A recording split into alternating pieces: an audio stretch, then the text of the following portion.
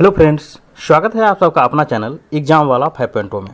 आज हम लोग इस वीडियो में ऑब्जेक्टिव लूसेंट के हिस्ट्री का एक महत्वपूर्ण टॉपिक मौर्य काल को देखेंगे, जो कि 322 ईस्वी पूर्व से 185 ईस्वी पूर्व के बीच का काल है। तो चलिए इस सेशन को आगे बढ़ाते हैं। और यहाँ पहला क्वेश्चन है, चाणक्य का अन्य नाम था। तो चाणक्य का अन्य नाम था विष्णुगुप्त। अगला क्वेश्चन है, निम्नलिखित में से किसकी तुलना मैकियावेली के प्रिंस से की जाती है। तो ये कौटिल्य के अर्थशास्त्र का तुलना मैकियावेली के प्रिंस से की जाती है। अगला क्वेश्चन है, वह शासक कौन था जिसने राज सिंहासन पर बैठने के लिए अपने बड़े भाई सुसीन की हत्या कर दी। तो वो शासक थे अशोक, जिन्होंने राज सिंहासन पर बैठने के लिए अपने बड़े भाई सुसीन की हत्या कर दी। अगला क्वेश्चन है, निम्न में सम्राट अशोक की वह पत्नी कौन थी जिसने उसको प्रभावित किया था। तो वो अशोक की वो पत्नी कारुवाकी थी, जिनसे अशोक ने प्रभावित हुआ था। अगला क्वेश्चन है, अशोक ने अपने सभी अभिलेखों में एक रूपता से किस प्रकृति का प्रयोग किया है। तो अशोक ने अपने सभी अभिलेखों में एक रूपता से अर्धमगधी प्रकृति का प्रयोग किया है। अगला क्वेश्चन है, बिंदुसार ने विद्रोहियों को कुचलने के लिए अशोक को कहाँ भेजा था। तो बिंदुसार ने विद्रोहियों को कुचलने के लिए अशोक को तक्षशिला भेजा था। अगला क्वेश्चन है, निम्नलिखित में से वह व्यक्ति कौन है जिसका नाम देवान प्रियदर्शी भी था। तो देवान प्रियदर्शी के नाम से विख्यात था अशोक। अगला क्वेश्चन है,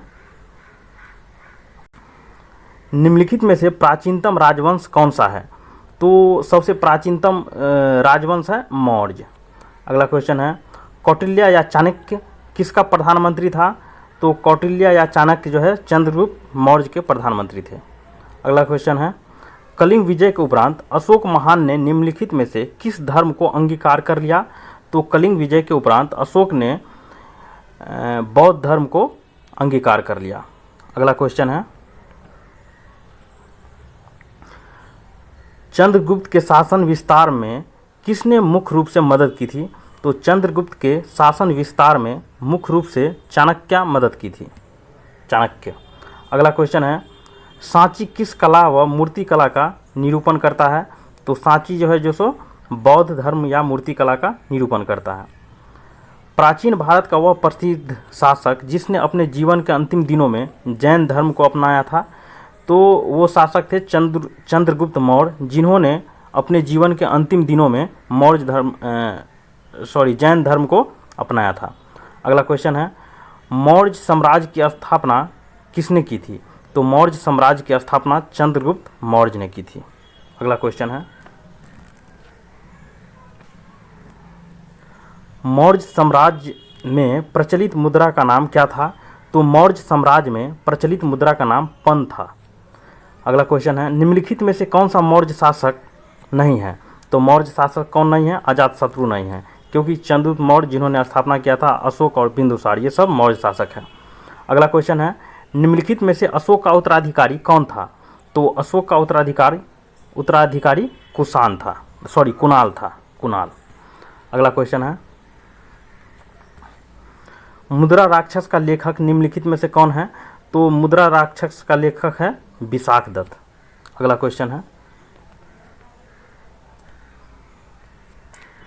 विशाखदत्त के प्राचीन भारतीय नाटक मुद्रा राक्षस की विषय वस्तु है। तो मुद्रा राक्षस का विषय वस्तु है चंद्रगुप्त मौर्य के समय में राज दरबार की दूरसंधियों के बारे में। अगला क्वेश्चन है, मालवा गुजरात महाराष्ट्र किस शासक ने पहली बार जीते। तो मालवा गुजरात महाराष्ट्र जो है सो पहली बार चंद्रगुप्त मौर्य ने जीते। अगला क्वेश्चन है, किसने सहिष्णुता, उदारता, करुणा के त्रिविध आधार पर राजवंश की स्थापना की थी। तो ये किया गया था अशोक के द्वारा। अगला क्वेश्चन है, निम्नलिखित में से किस शहर में अशोक के शिलालेख नहीं है। तो अशोक के शिलालेख कहाँ नहीं है, पाटलिपुत्र में नहीं है, जबकि टोपरा में भी है, कंधार में भी है और गिरनार में भी है। अगला क्वेश्चन है, अर्थशास्त्र का लेखक समकालीन था। तो अर्थशास्त्र का लेखक चंद्रगुप्त के समकालीन था। अगला क्वेश्चन है, नंद वंश के पश्चात मगध पर किस राजवंश ने शासन किया? तो नंद वंश के बाद मौर्य वंश ने मगध पर शासन किया। अगला क्वेश्चन है, मौर्य काल में शिक्षा का सर्वाधिक प्रसिद्ध केंद्र था? तो मौर्य काल में शिक्षा का सर्वाधिक प्रसिद्ध केंद्र था तक्षशिला। अगला क्वेश्चन है, मेगास्थनीज की पुस्तक का नाम क्या है? तो मेगास्थनीज की पुस्तक का नाम है इंडिका। अगला क्वेश्चन है, किसने ग्रंथ में चंद्रगुप्त मौर्य का विशिष्ट रूप से वर्णन किया है? वह है, तो वो किया गया है विशाख दत्त के द्वारा, और उनके ग्रंथ विशाख दत्त के मुद्रा राक्षस में चंद्रगुप्त मौर्य का विशिष्ट रूप से वर्णन किया हुआ है। अगला क्वेश्चन है, वह स्रोत जिसमें पाटलिपुत्र के प्रशासन का वर्णन उपलब्ध है वह है? तो वह है इंडिका, जो कि मेगास्थनीज का है। अगला क्वेश्चन है, अशोक के शिलालेख में प्रयुक्त भाषा है? तो अशोक के शिलालेख में प्रयुक्त भाषा है प्राकृत। अगला क्वेश्चन है, निम्नलिखित में से किस मौर्य राजा ने दक्कन की विजय प्राप्त की थी? तो दक्कन की विजय प्राप्त किया गया था चंद्रगुप्त मौर्य के द्वारा। अगला क्वेश्चन है, मेगास्थनीज ने भारतीय समाज को कितनी श्रेणियों में विभाजित किया था? तो मेगास्थनीज के द्वारा भारतीय समाज को 7 श्रेणियों में विभाजित किया गया था। अगला क्वेश्चन है, कौटिल्य के अर्थशास्त्र में किस पहलू पर प्रकाश डाला गया? तो कौटिल्य के अर्थशास्त्र में राजनीतिक नीतियों पर जो है सो प्रकाश डाला गया। अगला क्वेश्चन है, निम्न में से कौन सा क्षेत्र अशोक के साम्राज्य में सम्मिलित नहीं था? तो अशोक के साम्राज्य में सम्मिलित नहीं था श्रीलंका, जबकि अफगानिस्तान, बिहार और कलिंग ये सब अशोक के साम्राज्य में शामिल था। अगला क्वेश्चन है, पाटलिपुत्र को किस शासक ने सर्वप्रथम अपनी राजधानी बनाई थी? तो पाटलिपुत्र को सर्वप्रथम चंद्रगुप्त मौर्य ने अपनी राजधानी बनाई थी। अगला क्वेश्चन है, पाटलिपुत्र में स्थित चंद्रगुप्त का महल मुख्यतः बना था? तो पाटलिपुत्र में स्थित चंद्रगुप्त मौर्य का महल बना था लकड़ी से। अगला क्वेश्चन है, बराबर की गुफाओं का उपयोग किसने आश्रय गृह के रूप में किया? तो बराबर की गुफा का उपयोग आश्रय गृह के रूप में आजीविकों के द्वारा किया गया। अगला क्वेश्चन है, किस अभिलेख से यह साबित होता है कि चंद्रगुप्त मौर्य का प्रभाव पश्चिम भारत तक फैला हुआ था? तो वो पता चलता है रुद्रदमन का जूनागढ़ अभिलेख से। अगला क्वेश्चन है, केवल वह स्तंभ जिसमें अशोक ने स्वयं को मगध का सम्राट बताया है? तो वह है भाब्रू स्तंभ। अगला क्वेश्चन है,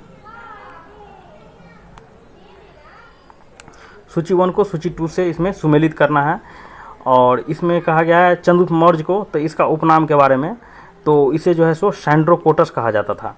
बिंदुसार के बारे में अगर बात करें तो इसे अमित्रघात कहा जाता था। अशोक के बारे में अगर बात करें तो इसे प्रियदर्शी कहा जाता था, और चाणक्य को विष्णुगुप्त कहा जाता था। अगला क्वेश्चन है, प्रथम भारतीय साम्राज्य स्थापित किया गया? तो प्रथम भारतीय साम्राज्य स्थापित किया गया था चंद्रगुप्त मौर्य के द्वारा।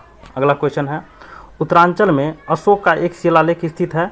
तो उत्तरांचल में अशोक का एक शिलालेख कालसी में स्थित है। अगला क्वेश्चन है, सांची का स्तूप किसने बनवाया था? तो सांची का स्तूप अशोक ने बनवाया था। अगला क्वेश्चन है, अशोक के शिलालेखों को पढ़ने वाला प्रथम अंग्रेज कौन था? तो अशोक के शिलालेख को पढ़ने वाला प्रथम अंग्रेज जेम्स प्रिंसेप था। अगला क्वेश्चन है, कलिंग युद्ध की विजय तथा क्षतियों का वर्णन अशोक के किस शिलालेख में है?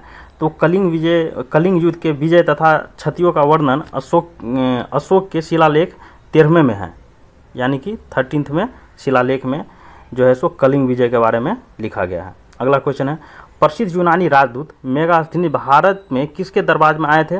तो मेगास्थनीज आए थे चंद्रगुप्त मौर्य के दरबार में।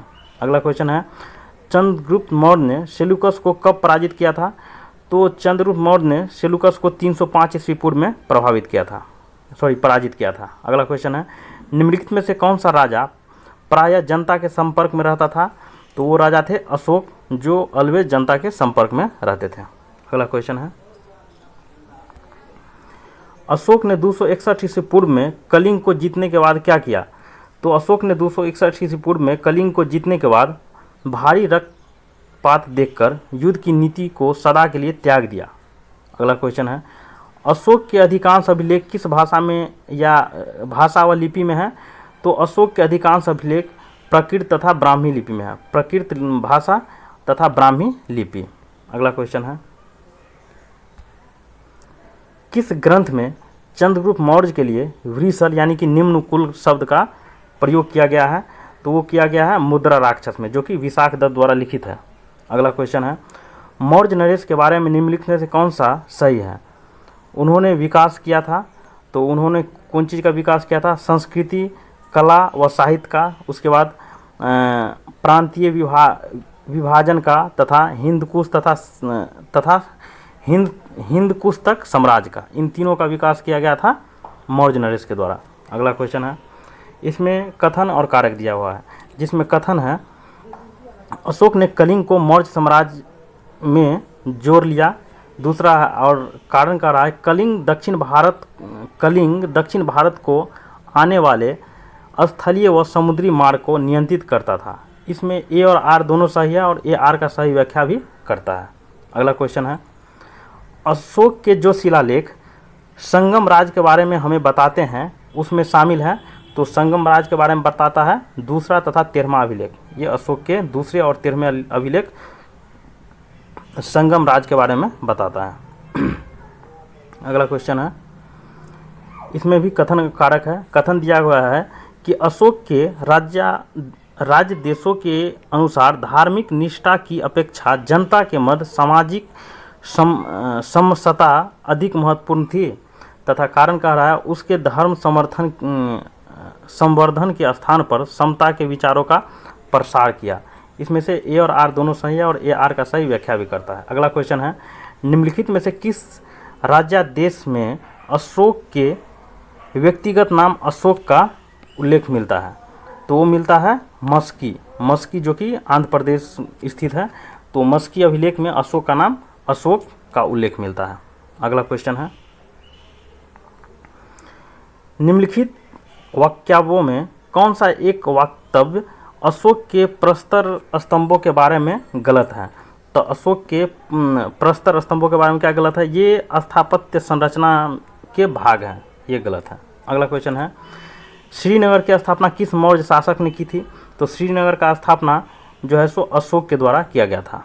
अगला क्वेश्चन है, इसमें सूची 1 को सूची 2 से मिलाना है, जिसमें सूची 1 में प्रांत है और सूची 2 में राजधानी है।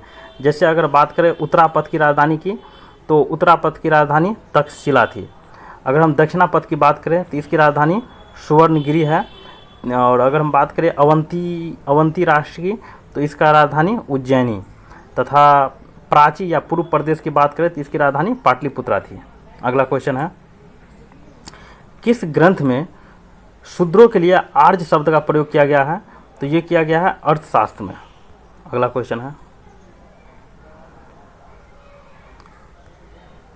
अशोक ने अपने राज्याभिषेक के चौथे वर्ष में निग्रोध के प्रभाव से प्रभावित होकर किससे बौद्ध धर्म का दीक्षा लिया था? तो अशोक ने अपने राज्याभिषेक के चौथे वर्ष में निग्रोध से प्रभावित होकर के और उपगुप्त से बौद्ध धर्म का दीक्षा लिया था। अगला क्वेश्चन है, किसने पाटलिपुत्र को पोलीब्रोथा कहा? तो पोलीब्रोथा कहा था पाटलिपुत्र को मेगास्थनीज ने। मौर्य काल में एग्रोनोमी किसे कहा जाता था? तो एग्रोनोमी कहा जाता था सड़क निर्माण अधिकारी को। अगला क्वेश्चन है, मौर्य काल में गुप्तचर को क्या कहा जाता था? तो गुप्तचर को कहा जाता था गुड़ पुरुष। अगला क्वेश्चन है,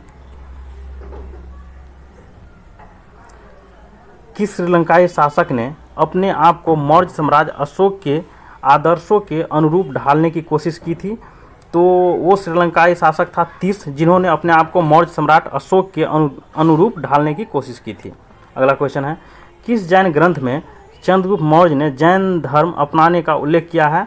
तो वो जैन ग्रंथ है परिशिष्ट वर्मन, जिसमें चंद्रगुप्त मौर्य ने जैन धर्म अपनाने की उल्लेख मिलता है। अगला क्वेश्चन है, किस महीने से मौर्य का राजकोषीय वर्ष आरंभ होता था? तो मौर्य का राजकोषीय वर्ष आरंभ होता था आषाढ़ से, जिसे जुलाई इंग्लिश में कहते हैं। अगला क्वेश्चन है,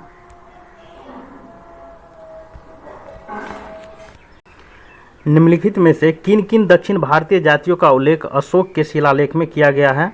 तो वो किया गया है चोल जाति का, उसके बाद किया गया है पांड्य का, उसके बाद सतीय पुत्र का तथा केरल पुत्र का। इन सभी का जो है सो उल्लेख इन सभी दक्षिण भारतीय जातियों का उल्लेख अशोक के शिलालेख में किया गया है। अगला क्वेश्चन है, अशोक के बारे में जानने के लिए सबसे महत्वपूर्ण स्रोत है, तो अशोक के बारे में जानने के लिए सबसे महत्वपूर्ण स्रोत है शिलालेख। अगला क्वेश्चन है, अशोक के काल में कौन सी लिपि दक्षिण भारत में प्रवर्तित हुई थी? तो अशोक के काल में ब्राह्मी लिपि दक्षिण भारत में प्रवर्तित हुई थी। अगला क्वेश्चन है, अशोक का अभिलेख भारतीय उपमहाद्वीप के बाहर भी पाया गया है, निम्नलिखित में से किस देश में यह पाया गया है? तो अशोक का अभिलेख भारतीय उपमहाद्वीप के बाहर भी पाया गया है और ये पाया गया है अफगानिस्तान में। अगला क्वेश्चन है, अत्यंत पॉलिश किए गए एकाश्म अशोक स्तंभ किस पांडुरंजित बालुकाश्म के एकल टुकड़े में तक्षित किए गए उसे साधारणतः कहा कि खादानों से निकाला गया?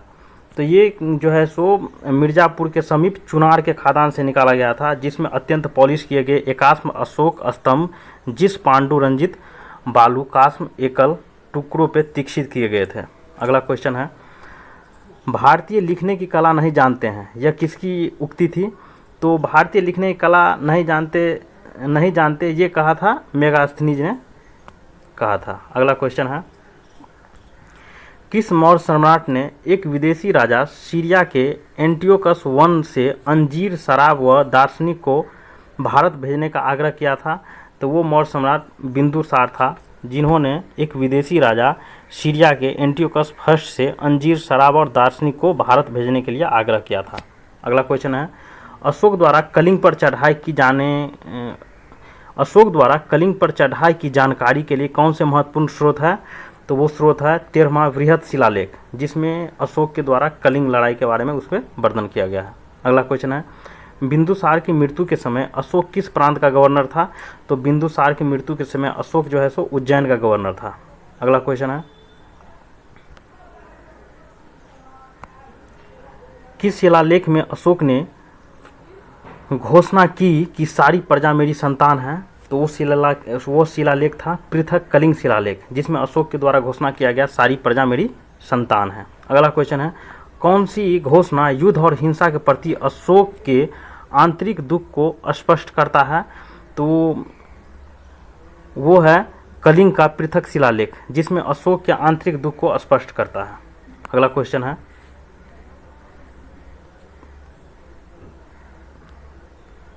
किस शिलालेख में अशोक की यह घोषणा अंकित है, किसी भी समय चाहे मैं खाता रहूं या रानी के साथ विश्राम करता रहूं या मैं अपने अंतःशाला में रहूं, मैं जहां भी रहूं मेरे महामात्र मुझे सार्वजनिक कार्य के लिए संपर्क कर सकते हैं? तो ये कहा गया है 6ठे शिलालेख में। अगला क्वेश्चन है, निम्नलिखित में से कौन सा अवरोही क्रम में मौर्य प्रशासन के अधिकारियों का नाम बताएं? तो इसमें दिया हुआ है, पहला है प्रादेशिक, दूसरा है राजयुक और तीसरा है युक्तक। अगला क्वेश्चन है, विष्टि है, तो विष्टि क्या है? बैगारी है। अगला क्वेश्चन है, मौर्य काल में सीता से तात्पर्य है, तो मौर्य काल में सीता से तात्पर्य था राजकीय भूमि से प्राप्त आय। अगला क्वेश्चन है, निम्नलिखित में से मौर्य काल का सबसे अच्छा नमूना कौन है? तो मौर्य काल का सबसे अच्छा नमूना है स्तंभ। अगला क्वेश्चन है, कहाँ से प्राप्त अभिलेखों से मौर्य काल के अकाल, सूखा जैसे दैवी प्रकोप के समय राज्य द्वारा राहत कार्य किए जाने का विवरण मिलता है? तो ये मिलता है महास्थान बांग्लादेश और सहगौड़ा उत्तर प्रदेश के अभिलेखों से। अगला क्वेश्चन है, अशोक ने श्रीलंका में बौद्ध धर्म का प्रचार हेतु किसे भेजा था? तो अशोक ने श्रीलंका में बौद्ध धर्म के प्रचार के लिए जो है सो महेंद्र तथा संघमित्रा को भेजा था। अगला क्वेश्चन है, अशोक के मनसेहरा यानी कि पाकिस्तान और शहबाजगढ़ी पाकिस्तान से प्राप्त बृहत शिलालेख में किस लिपि का प्रयोग किया गया है? तो इसमें खरोष्टी लिपि का प्रयोग किया गया है, जबकि अदर में ब्राह्मी लिपि का। अगला क्वेश्चन है, कहाँ से अशोक के द्विभाषाई ग्रीक और अरमाइक अभिलेख प्राप्त हुए हैं? तो ये प्राप्त हुए हैं शाह एकुना यानी कि कंधार से द्विभाषाई अभिलेख ग्रीक और अरमाइक भाषा वाली अभिलेख प्राप्त हुई है, और ये हुई है कंधार से। अगला क्वेश्चन है, कौटिल्य द्वारा रचित अर्थशास्त्र कितने अधिकरणों में विभाजित है? तो कौटिल्य द्वारा रचित अर्थशास्त्र ये 15 अधिकरणों में विभाजित है। अगला क्वेश्चन है, अर्थशास्त्र में उल्लेखित सप्तांग में शामिल थे? तो सप्तांग में शामिल थे राजा, क्षेत्र, प्रशासन एवं कोष। अगला क्वेश्चन है, अशोक का समकालीन तुर्मय कहाँ का राजा था? तो अशोक का समकालीन तुर्मय जो है सो मिस्र का राजा था। अगला क्वेश्चन है, किसके शासन काल में डायमेकस यानी कि डीमेकस भारत आया था? तो डायमेकस आया था बिंदुसार के शासनकाल में। अगला क्वेश्चन है, निम्नलिखित अभिलेखों में से किसमें अशोक का नामोल्लेख हुआ है? तो अशोक का नाम उल्लेख हुआ है गुर्जरा अभिलेख से। अगला क्वेश्चन है, किस बौद्ध मूल ग्रंथ में मौर्य सम्राट अशोक का विवरण शामिल है? तो अशोक का विवरण शामिल है महावंश में। अगला क्वेश्चन है, निम्नलिखित में से किस उभारदार मूर्ति शिल्प शिलालेख में अशोक के प्रस्तर रूप चित्र के साथ रान्यो अशोक यानी कि राजा अशोक उल्लेखित है? तो ये उल्लेखित है कगनहल्ली अभिलेख में, शिलालेख में।